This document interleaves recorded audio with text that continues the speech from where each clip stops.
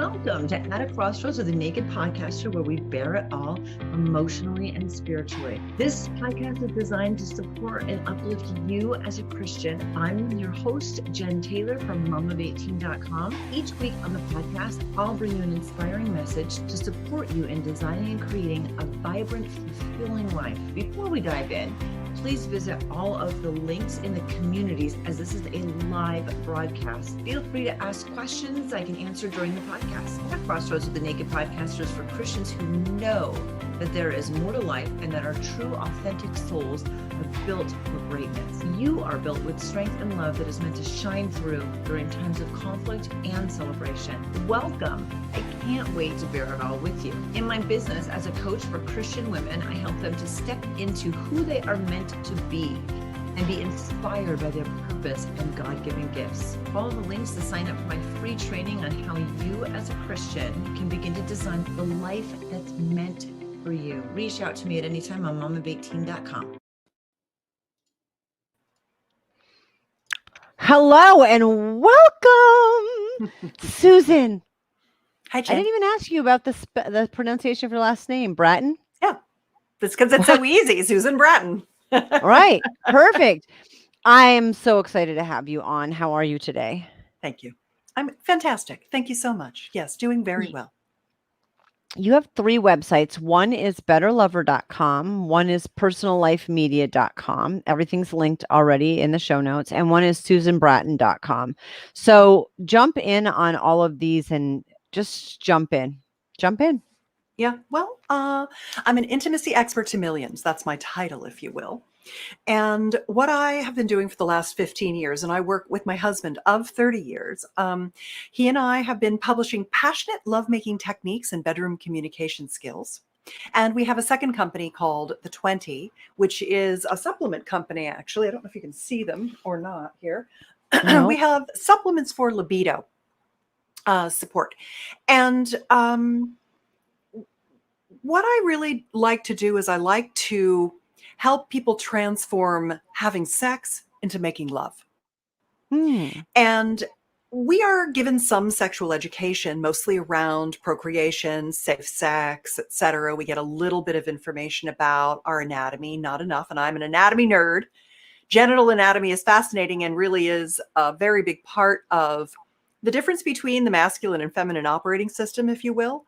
And so I do talk a lot about how to understand the difference between you and your partner and get more compassion for the other one, the other person you're in your long-term relationship with. And I really strive to teach people how to connect their hearts, how to connect their spirituality to their sexuality, because I think that our sex life is a God-given gift, just like the love of friends, the love of our family, the pleasure of cooking and eating food together, walking in nature. These are some of the fundamental things, our health, that really make life on earth so special. And I know there's a lot of repression and shaming and lack of knowledge and information. And so I'm one of those people that over time has grown into my courageous heart to help people have the intimacy, the connection, and the pleasure that is available to all of us. So that's who I am and what I do. I love the conversation of sex. And I mentioned this when we were in our pregame, because I feel personally, it's my opinion, women don't talk to each other about anything enough, but especially things that are specific to women, and sex is one of them. Yes. And I am 150% a firm believer that you can have a sexual trauma in your life and still have a very healthy sex life and love it and want it. And that men, we can have the same number of sexual partners, and men are studs and women are sluts. And I hate the stereotypes behind women just embracing their sexuality and being comfortable with it and okay with it and wanting it. Yeah. It was a God-given gift. My libido is a God-given gift. Yes. And so I'm so excited to jump in. So I'm sure this is part of your story, but how do you become this title? How do you become, I mean, intimacy expert expert. to millions. Yeah. Yeah, to Well, millions. the I mean, millions that's a took great many one. years, but the Yeah. intimacy expert, I didn't start out as an expert. I actually started out publishing the work of my mentors, who were the people that helped me learn how to enjoy sex. I love that saying, your greatest wound can become your greatest gift. And for me, it was definitely the wounding of my own sexual traumas that led me to want to learn how to have what I almost thought maybe what couldn't be had or wasn't real. Mm-hmm. There were many times when I thought to myself, all these people talking about how great sex is, how come? What are they doing that I'm not doing? What do they know that I don't know? Are they lying? Are they pretending? I got paranoid at some points in my life where I thought, oh, well, maybe they're just lying. And then I realized, no, in fact, sexuality is definitely learned skills. We can kind of figure out how to make babies in the dark, fumbling around, but making love takes education. And unfortunately, we don't learn it from our parents. And I actually think that's fortunate. It's our parents' job to keep us safe, but not to teach us how to make love. And as kids, we don't really want to even hear that from our parents. So there's a place in the world for someone like me who is against pornography, actively, vocally, and for heart-connected, passionate lovemaking. And how do you learn these things? And I honestly have the easiest job in the world, because the minute I tell you what to do, you go, oh, okay, I can do that. And you go do it and it works. So my job is super easy, because really what I do is I just tell you what you need to know, raise your awareness, give you the information, show you a few pictures of some anatomy and things like that. And then you're like, oh, I got it. Thank you so much. So I get to be a hero for a lot of people just by telling them what to do, which is great. It's a pretty easy job. And I had a lot of sexual trauma. As a child, I was abused by a stepfather. I was pregnant the first time I had intercourse, and I was using contraception, and I still conceived. I had a lot of very, very bad sexual experiences, everything from near date rapes to a guy who said, get up, get your clothes on, and go home. You're terrible in bed, and I'll never see you again. And I thought, at the time, I was so wounded, but then later I was like, hey, it takes two to tango, Buster. Maybe you're not so good either. Amen. High five. We're high fiving that one. Boom. That's true. Anybody tells you that you're not good in bed, that's a mirror. That's right. Thank you. Yeah.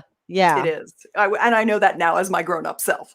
The other thing that happened was that, and this is what happens to so many marriages, my husband and I were together for 11 years. And on our 11th wedding anniversary, I said, we're not happy. We're living in a platonic relationship. I'm avoiding you for sex. You're begging me for sex. You're miserable. You're emotionally checked out. What's going on? And I didn't say it exactly like that. I'm shortcutting what the realities were in hindsight. Whatever I said was probably super dumb and, sophomoric or whatever, but it was the catalyst for us to begin to look at our relationship and to say, okay, our sex life is not good. I had never orgasmed from intercourse in the 11 years of our marriage and the 12 years of our relationship. And this is what happens. They call it the orgasm gap. Have you heard that term? No, but I love that term. Let's chat about that. What it means is the difference between how easy it is for a man to achieve a climax from intercourse and how difficult it is for a woman to. That's the gap that we're talking about. It's massive. Massive. Because often the men's biggest issue, men's number one sexual issue is premature ejaculation. They don't have the stamina they want. Women's number one sexual issue is anorgasmia. They can't get to climax. So we've got this big gap between the way our anatomy works and the way we approach sex. And that's what I've been trying to fix going on 15 years this month. And that was my big problem, was that I just really didn't want to have intercourse anymore because it just wasn't satisfying for me.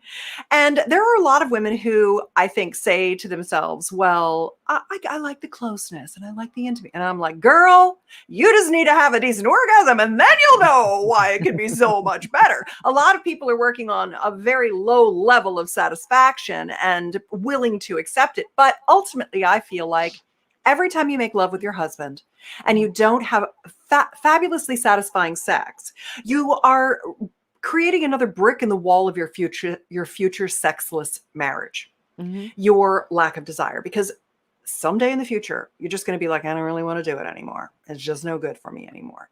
And it could be good if you just learn some simple things. Because what happens with couples is, and I know this is going to strike a chord for you. So many times she thinks to herself, well, I'm just not the kind of woman who can have orgasms from intercourse. My clitoris is too far away from the opening to my vagina, or a million other things women have made up in their heads.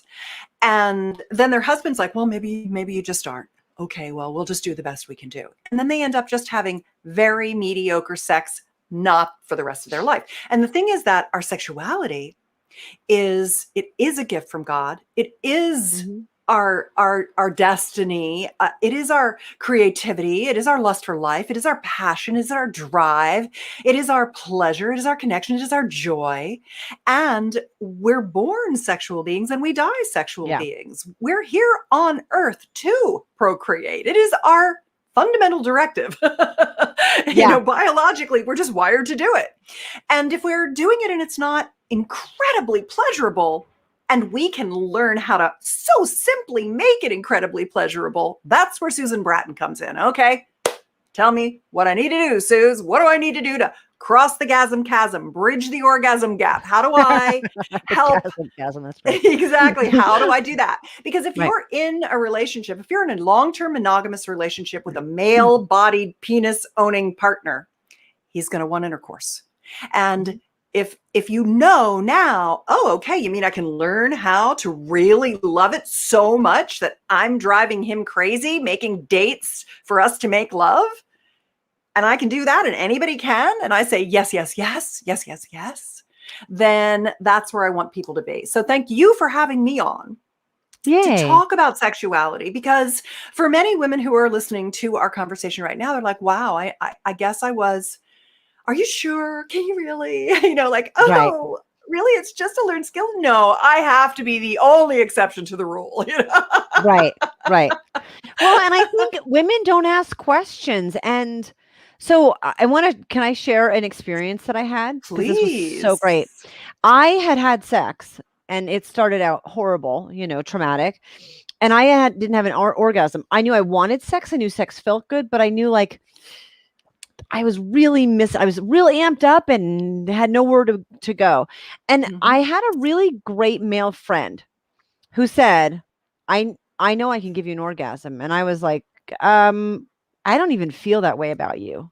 And he said, I don't feel that way about you either, but I know that I can do it.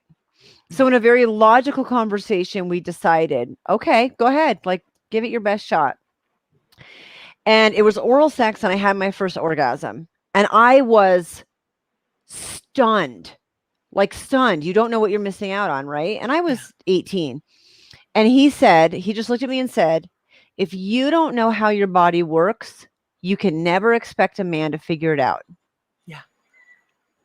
And I was like, wow. Okay. But I had no idea how my body worked. No idea. I just knew that I was super in the mood to have sex and very unfulfilled at the end. I was even more in the mood after it was over because I had no release. And that was 2 weeks later, I said, can you do it again? And he said, sure. And did it again. High-fived me on the way. Legitimately, there was no sexual chemistry between us. He just knew how to do it. Yeah. But what he said to me hit me so hard. And I think women need to realize that you can't expect a man to do something if you have no idea how your body works. There is some amount of no, I need you over here a little bit, or, we need to know our bodies. So can we touch base on what your thoughts are on that?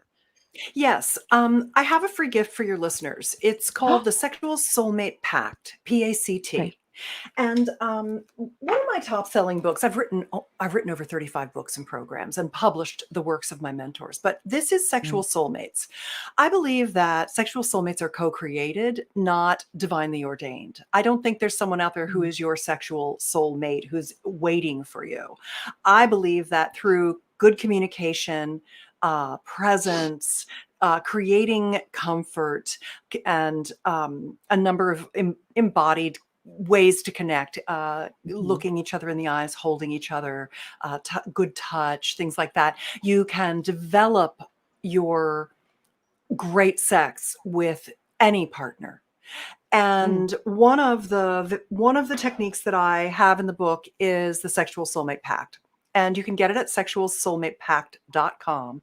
Okay. Would you mind typing that into Uh, our chat window for everyone for me, Jen, please?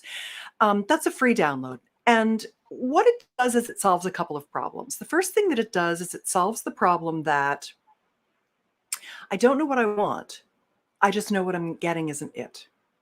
Or I don't want to tell him what I don't know what to tell him because what he's doing is okay.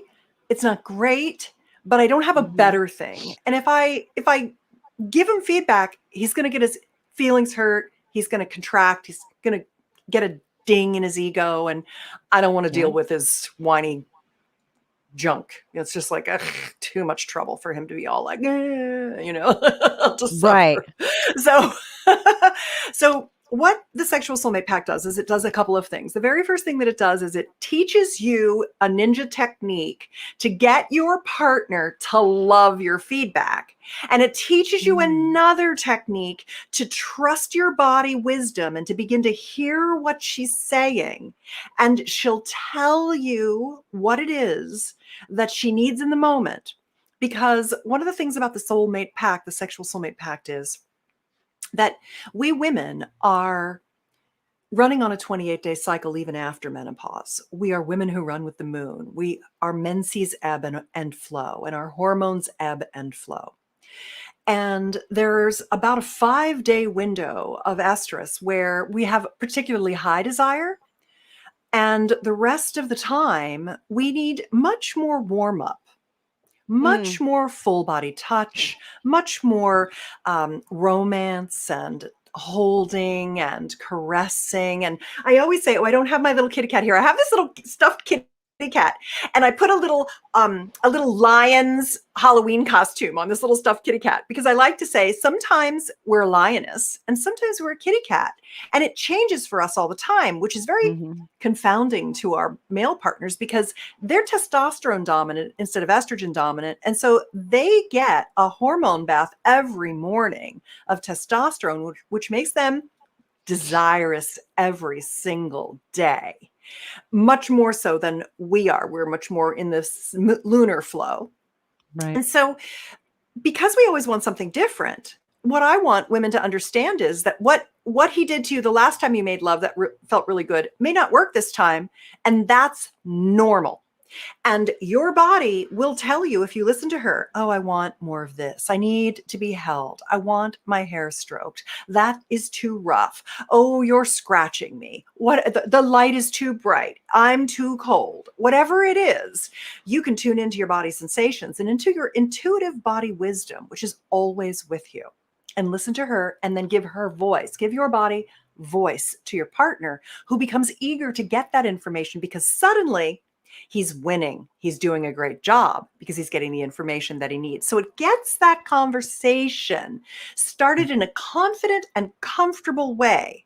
And the pact itself is something that can be downloaded and given. You can give it to your partner and say, I'd love you to read this and then I would like to talk about it. Or we're going on a car trip and I'm going to read it to you and then I'm hoping we can discuss it. or however is right for you to approach having a fluid conversation behind closed doors with your partner, because ultimately what it's doing is it's empowering you to trust yourself, and it's empowering him to give you the pleasure he so desperately does want to give you.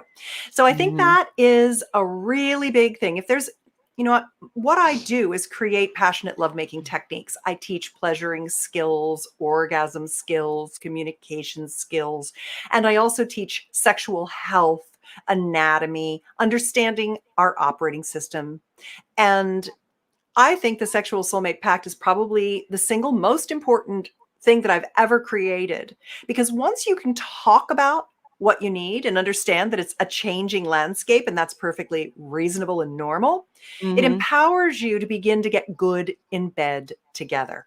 And I know that this week, when I made love with my husband a couple of nights ago, I was blown away at how great the sex was. And we've been together for 30 years, and I'm 60 years old. So I've been having what I like to call getting on the upward pleasure spiral, where sex keeps getting better your whole life long because you've had time to get good together. Wow. I mean, doesn't that give everybody hope that it's not this insurmountable, horrible, awful thing you have to get through, and there's nothing wrong with you, and you're not broken, and all your parts work, and to take that step back, I think it's partially, I love the pact because you have to really think about yourself and what you need and what you want and how you want to ask for that, on top of the fact that it's this other person that's involved too. Yeah. Well, one of the things that sorry, go ahead. No, go. One of the things that I think is really important, I've recently, you mentioned my website, betterlover.com, and that's where I have a lot of videos, and it's an indexed and searchable website. They're all free. And I'm really excited because I'm about to launch 2 new videos. One of them is called Step-by-Step Passionate Lovemaking. And the other one is a video called Yoni Massage. And have you ever heard the term yoni? Yeah, I have. I like that term. The term yoni comes from tantric lovemaking, spiritual lovemaking that brings heart, not just friction, to the equation of sex. I'm all about heart connection and being embodied, being connected to your lover, having ecstatic states of bliss that you enter into together. And what a yoni is this tantric lovemaking word for our female genitals. And I like to think about it as a flower that blossoms as you age and you become more comfortable with who you are, and you let go of body shame, and you get better in bed, and you just sink into who you are and your essential self as a sexual being. And the commensurate term for the penis is lingam, L-I-N-G-A-M. So the yoni and the lingam. And yoni massage is super duper, duper, duper, duper important for us women, because our masculine partners, the way blood flows in our genital system is called hemodynamics. And the masculine has very fast-acting hemodynamics. His penis becomes erect very quickly, where we have the same amount of erectile tissue in our yoni or vulva as our male body partner does, but it's much slower to get engorged or erect or tumescent. These are different words for the same thing. We have, and I'd love to show you a couple of pictures here. We have this, if this is our vulva, let's see, can you see that okay? I'm trying to get centered here for you. You know, you've got the mons, and you've got the clitoral hood and the clitoral shaft, the clitoral tip, the outer labia, the inner labia. The opening is called the vestibule. This is where your urine comes out. That's called the urethral exit. And then this is the vaginal opening. And then the G-spot is up inside, as well as here, right around this area. So that's the outside. But this is what it looks like inside. It looks like this. I'm going to peek up around here and get this straight for you. This is all your erectile tissue, completely wrapping the opening to the vagina. So all this stuff is plump tissue. And that's the same amount of tissue that's inside a man's penis. And he's quick to get all that blood flow, and we're slow. I always say that the woman's vulva or yoni is like an English muffin. You got to put it in the toaster. You got to heat it up. Then you got to get the butter and you got to slather it on. And then you got to wait for the butter to melt into all the nooks and crannies.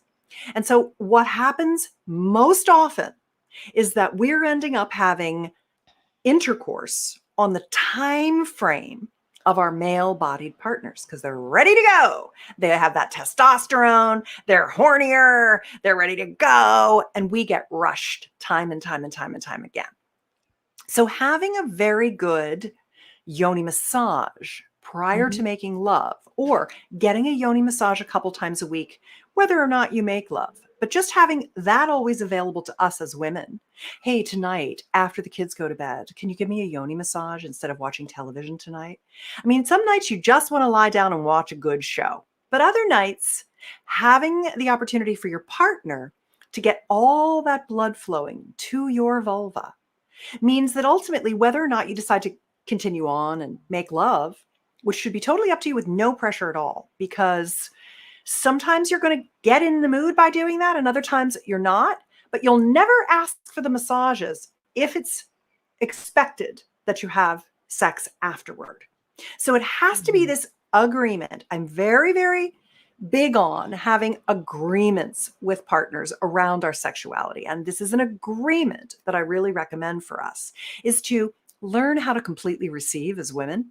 Allow our partners to get in there with their hands and look at us and manually stimulate us and bring blood flow in, and learn what feels good to us. Do we want this kneaded? Do we want this stroked? Does it feel good when you run your fingers back and forth across an area? When is it time for fingers to go inside? Not too soon, slow down.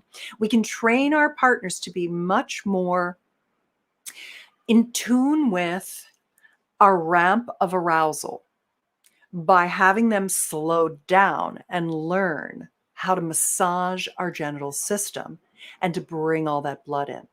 And then when we have all that great blood flow going and we make love, we can achieve our orgasmic potential much more easily. It's the thing. Asking for what you want and giving feedback and getting good blood flow to our genitals, that's the foundation for having a sex life that you love.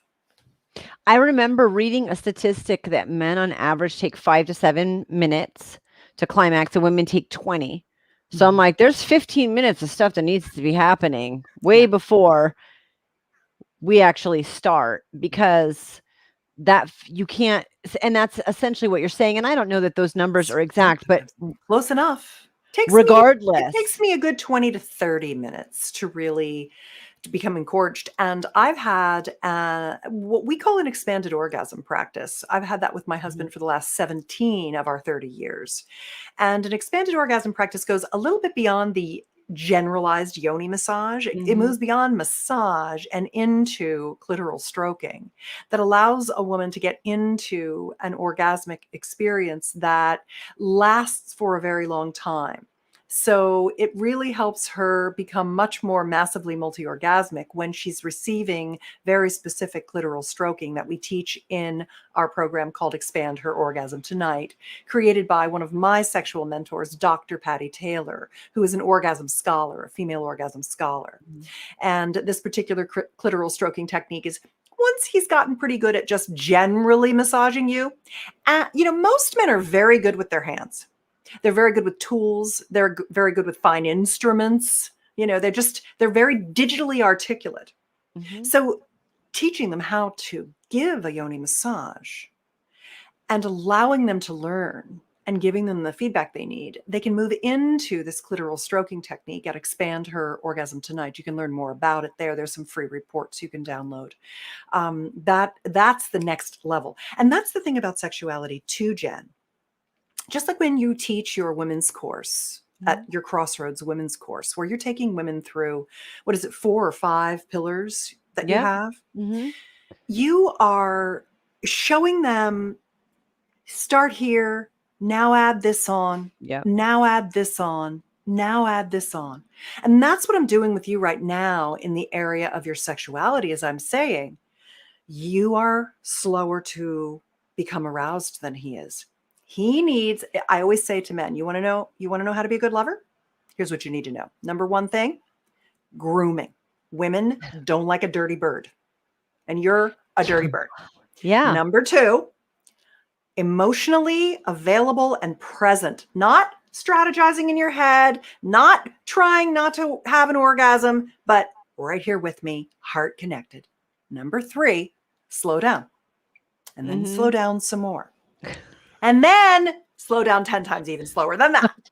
And then you might be starting to get slow enough for us because you got to turn around. We're way back behind you. You're ready to go. Dude, we're not there yet. No. And that's why when men, I'll finish this up. I'll just finish with one last thing. That's why when men make us offers for sex, hey, do you want to have sex? Do you want to make love? Do you want to have a date? You want to go in the bedroom? We're like, no.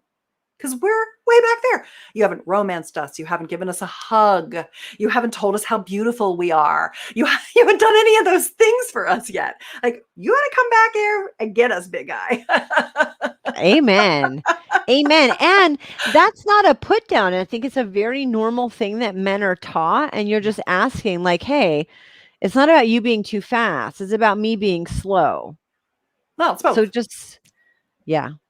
Let's go back in time because I know there's lots of information and a huge part of this. I love that you've already talked about, like at your 11-year anniversary, you were like, we're both unhappy and it's been another 17. So, but I know that there's a lot before that happened. So let's go back in time and start sharing your story. Well, I was married at 30. We had our daughter at 34. I was always a career woman. I was in the Silicon Valley. I was an entrepreneur in the high-tech world, go, traveling around, and had really lost connection with my husband. I'd waited through my 20s to find someone. I didn't want to get married till I was 30. And when we got married, we did well for a while, but our sex life waned. And that's when we realized that we needed to learn what to do or we would forfeit our marriage. And I didn't want to get divorced. I didn't want to ruin my daughter's family. I just didn't want to be divorced. My mother had 4 husbands and one had passed. And I just wanted to be married to my husband. He was a quality man. And I knew that we could solve our sexual problems. So we started out with therapy. And I worked through and healed my sexual traumas with a therapist. And it was with a couple of different therapists in different modalities. And by the way, I have done quite a bit of work on creating videos about healing sexual trauma. I've also done a lot of trauma podcasts where I explain to people the different trauma healing modalities for sexual trauma. So if you just Google healing sexual trauma, Susan Bratton, a number of things will come up on Google that are really essential information. It's very important for people to know that there are many modalities to fix sexual trauma. We don't have time to go into that here, but I've been through the fire, and I'm not a therapist. I'm not a psychologist. So I refer you to other types of modalities. What I do is teach passionate lovemaking techniques, how to transform having sex into making love. I'm very clear that my mission is that aspirational educator. That's what I do. Oh, okay. And now you're ready for this. And now you're ready for this. It was funny. I just was editing a video that's coming out as well in this new collection of videos that I offer. That's about midlife sexuality. And one of the things that I notice is that people get bored, the monotony of monogamy.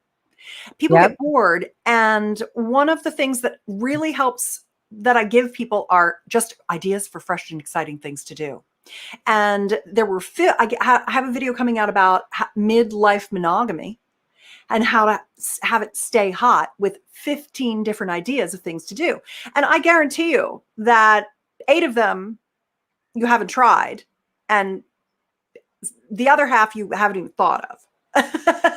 And they're not difficult, and they're not edgy, and they're not weird. They're just fun. People forget to have fun in their sexuality. And so what happened for Tim and I was that we said, okay, we're gonna fix the things that we're gonna fix the wounds. We're gonna come through that. We're gonna have compassion. I'm gonna have compassion for my transgressors. I'm going to move out of victim mentality. I'm going to have acceptance. I'm going to get back to my essential self and who I am before I was abused. And I got a lot of hands-on healing from my husband himself. And that, I think, is one of the things that's very, very common with trauma, is that our partners actually help us work through our trauma through the love that they provide and the safety that they create for us who've been traumatized. But then we also started going to sexuality workshops. We lived in Northern California. It's the intersection of the human potential movement and sexual awakening and tantric lovemaking and things like that. And we were lucky enough to be able to do that. And we spent $30,000 going to workshops and doing all kinds of things. Money was not our relationship problem. It was sex. And, it's one or the other usually, unless you've married someone who's got some issues. And we went to a lot of sexuality workshops, and though they were extremely edgy, and I had to get naked in a room full of people many times and look at people's genitals and learn about sex and try new things and have strangers touch me, and it was crazy. But what we did and what we learned instantly transformed our relationship and our sex. It instantly transformed our sex life, which instantly created a renaissance in our relationship. And I thought to myself, people are not going to go to sex workshops and get naked and do this stuff. This is crazy. I mean, I am a lion-hearted, courageous woman. And that's when we came up with the idea of starting Personal Life Media and essentially creating things that were not so edgy and difficult. Confronting. Right. More just, here's a fun thing to try. Here's some erotic play dates. Here's some really fun sex positions. Here's the expanded orgasm practice. This is what the G-spot is. Here's G-spot awakening. This is yoni massage. This is lingam massage. Here's my steamy sex ed video collection with 200 heart-connected, passionate lovemaking techniques. And people loved the work.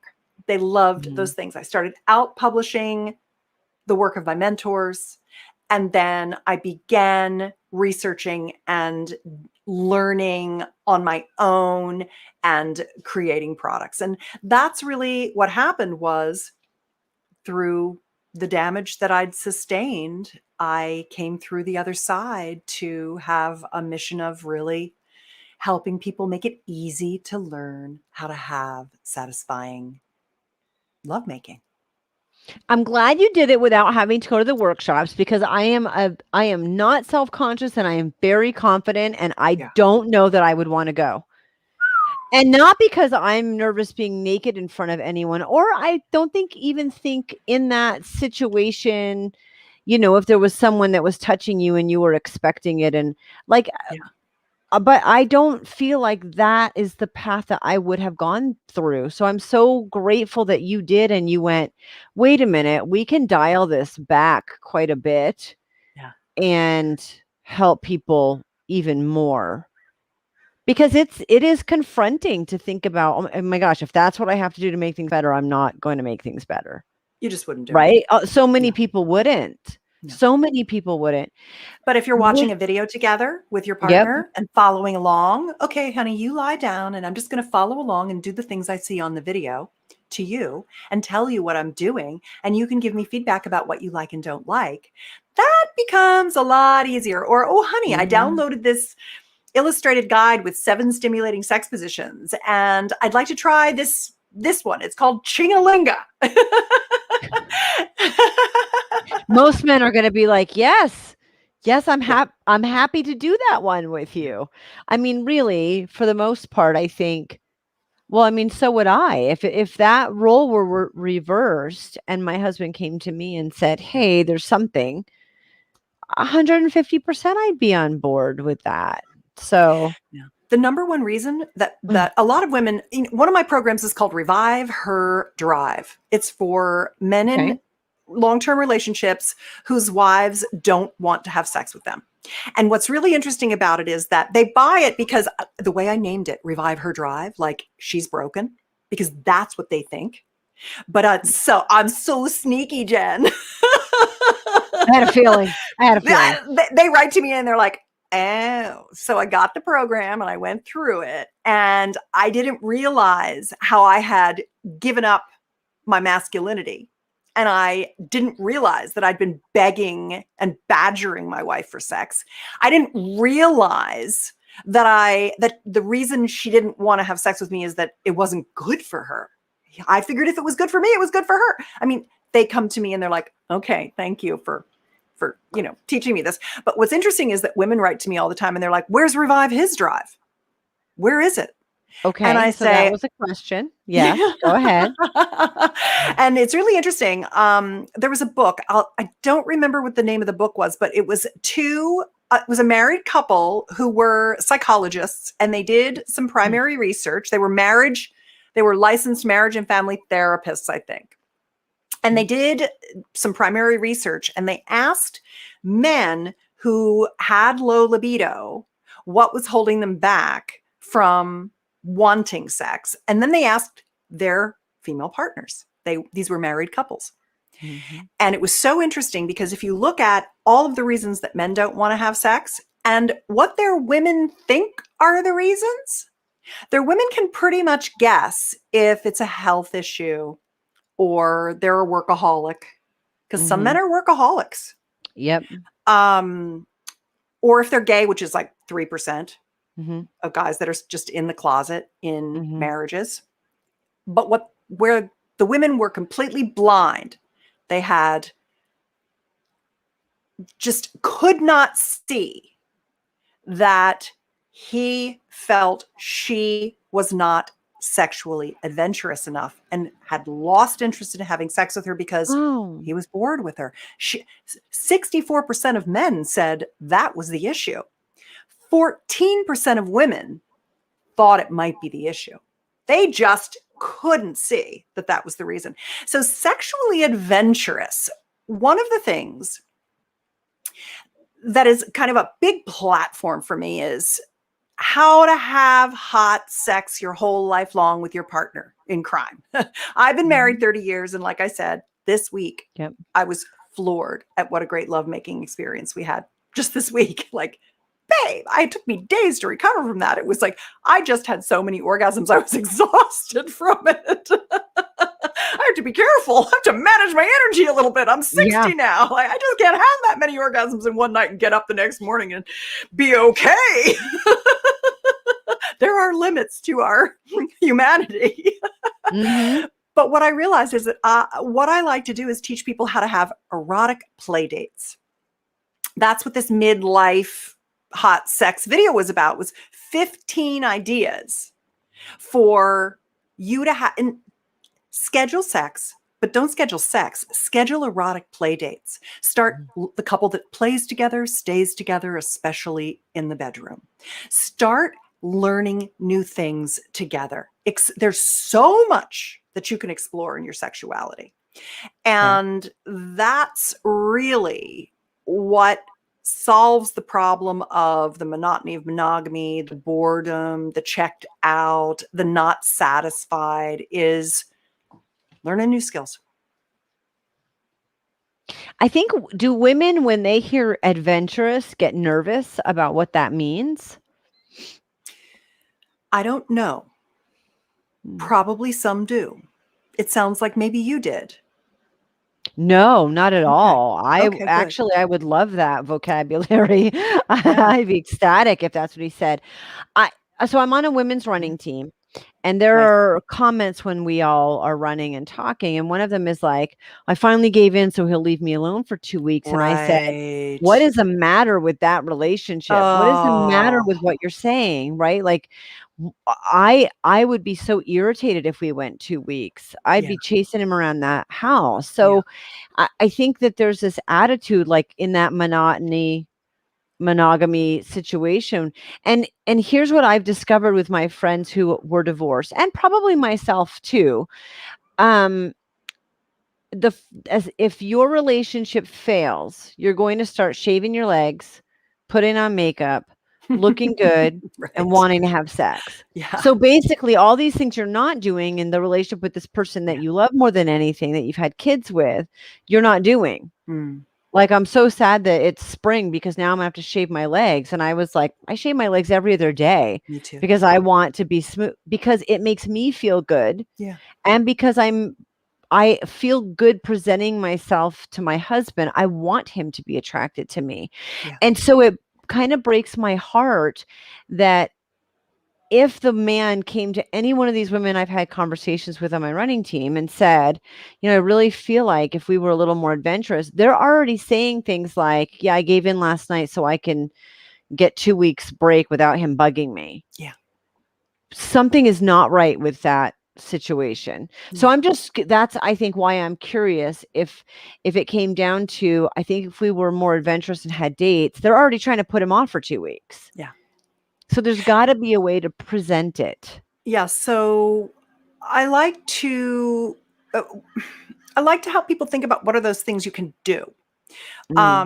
Whether it's getting her lingerie and making her feel beautiful, or it's trying a new sex position, having sex in a new location in the house, learning orgasm skills, male multiple orgasm, exploring prostate and blended orgasms, exploring G-spot, exploring female ejaculation, exploring expanded orgasm, learning yoni and lingam massage. These are just a few sex toys. Huge fun opportunity with sex toys. There's so many great toys. And when I do a lot of primary research myself, which is why I read a lot of I read a lot of research. Couples tell me that they rate themselves very low on the scale of 1 to 10. They're down in the 9s and 10s as far as doing poorly integrating sexual pleasure toys into their sex life. A lot of people think about sex toys as being something for solo pleasuring. And I do think that there are certain types of toys that are excellent for solo pleasuring, which help engorge the genitals and keep you juicy and turned on and expand your orgasmic capacity and just generally help you become and continue to be a more sexual being. But there's so many toys that can be incorporated into lovemaking, into sex positions and into lovemaking, into intercourse, etc., that people aren't taking advantage of. And it's like, that's the easiest thing in the world, is to get a vibrating penis ring and make love and practice your cowgirl. So if people thought about it less as I'm confronted and more as, oh, well, maybe if we did something new and fun, and that's of that list, there were 3 things she said that kind of caught my interest, I'd like to know more about. That's really my job, is to give people ideas. It does come back to that. It's like, I'm sure there were 3 things on that list that appealed to you. What were they? Yeah. And how fun. It's fun to have fun. I mean, this is a really fun thing that I'm doing with one person. And I'm happy that I'm doing it with one person, but how can we turn this into something that is long-term so much fun? So I love that you add that in and it's not intimidating. And I go to a functional medicine doctor and we talked hormones last time. That's fun when you're 50 plus. And but she's, she was so fun about everything. She's like, oh, there's this cream I can get you called Scream Cream if you want it. Like out of the blue. And I'm like, I want anything you've got. Like if you have it, I am like, just sign me up. Yes. My answer is yes.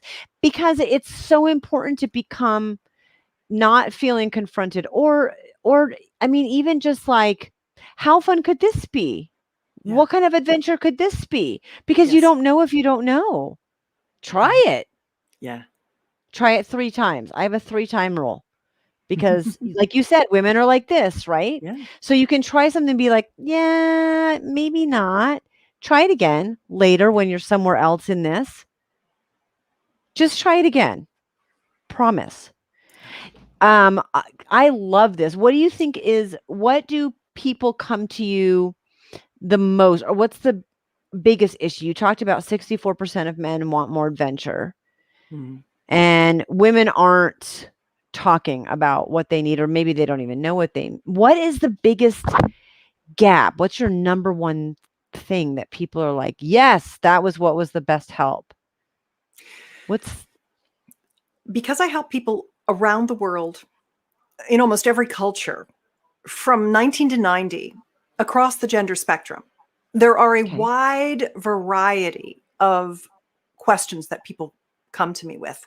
Everything from how to safely lose my virginity to contraception to STIs to getting back into dating to wedding night sex to how to talk to your kids about sex. Then there's the whole category of I want this sexual experience and I don't know how to ask for it. So oral pleasuring, giving and receiving. That's a very, very common one, which is I don't like oral sex. And I say, my gosh, really? And I say that's only because you haven't had good oral sex yet. Yeah, and amen. You can learn how to have it. Yeah. Husbands who say, I wish I could get oral sex, or she'll maybe do it once a year for me. How do I get her to like it? Well, did you know it's orgasmic for her? Why don't you help her learn how to have orgasms from it, and then she'll enjoy it? Oh, I didn't realize it was. Well, it's not just for you, dude. It's a two-way street. It's sensation delivered both directions. So those kinds of things, the wanting a certain thing and not getting it.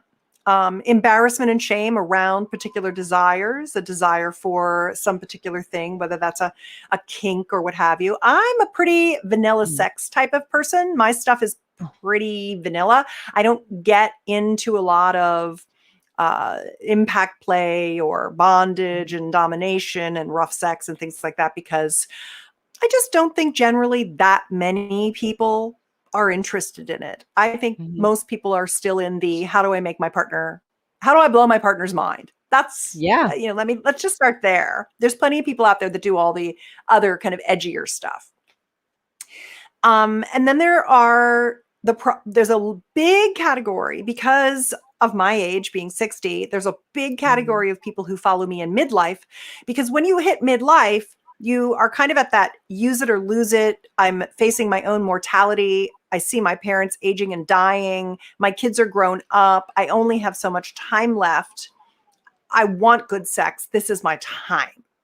Right. And so there's some urgency, but then they start to have, I've got vaginal dryness. I have painful intercourse. I've got incontinence. I'm not feeling the orgasms I used to feel.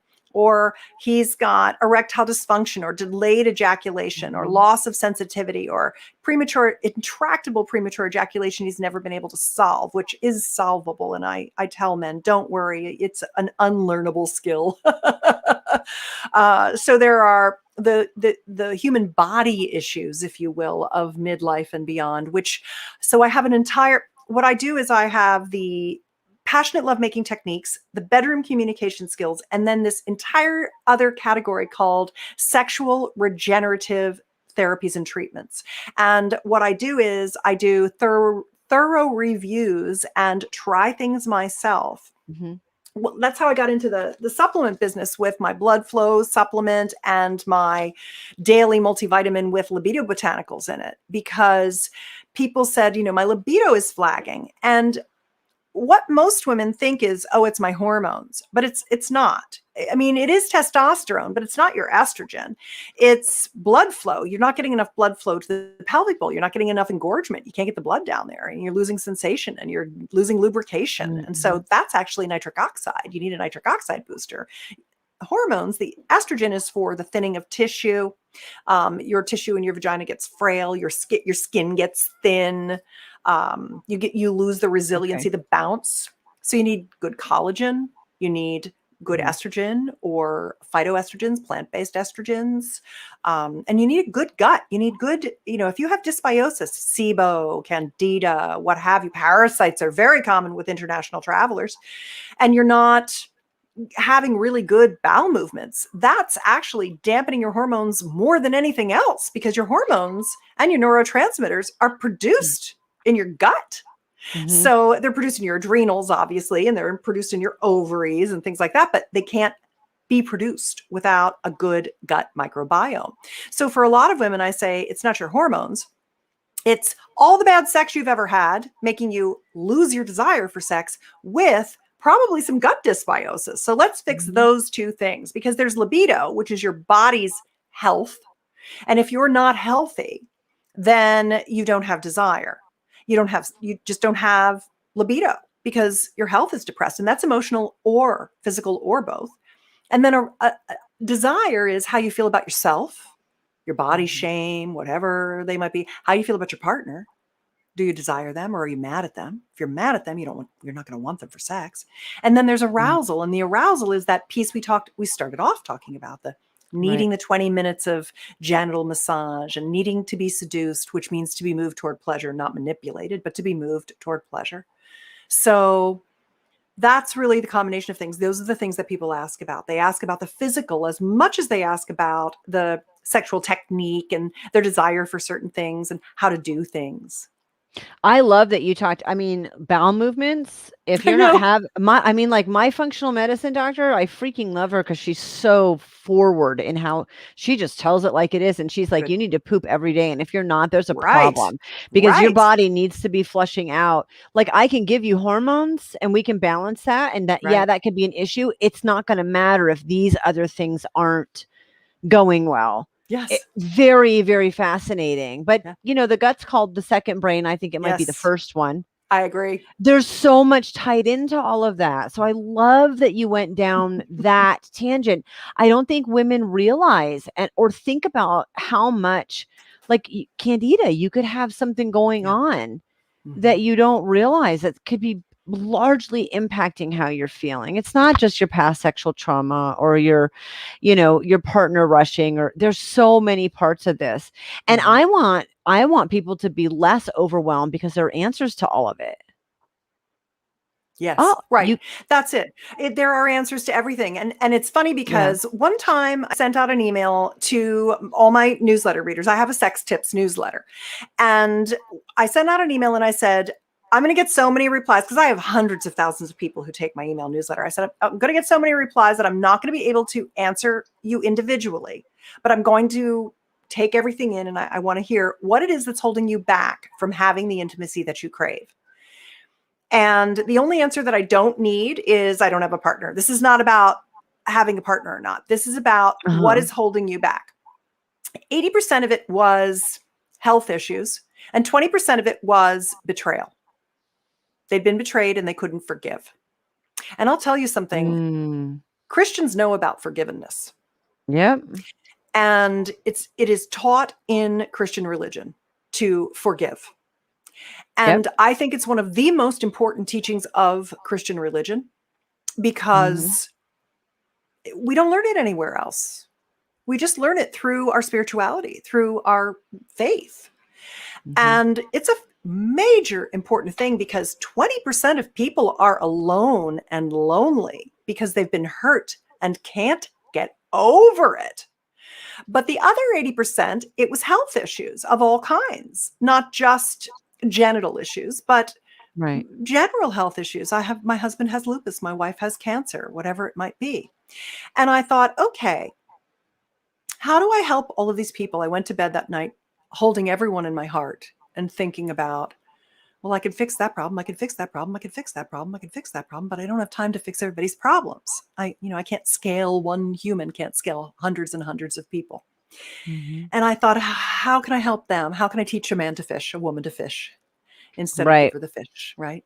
And I came up with something called the magic pill method. It's at magicpillmethod.com, no surprise, and it's free.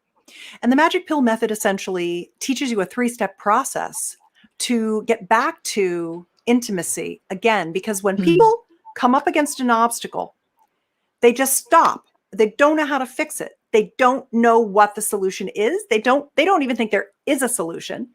And then they just stop touching. They stop having any they're not holding each other. They just become platonic. And then their sex life is over.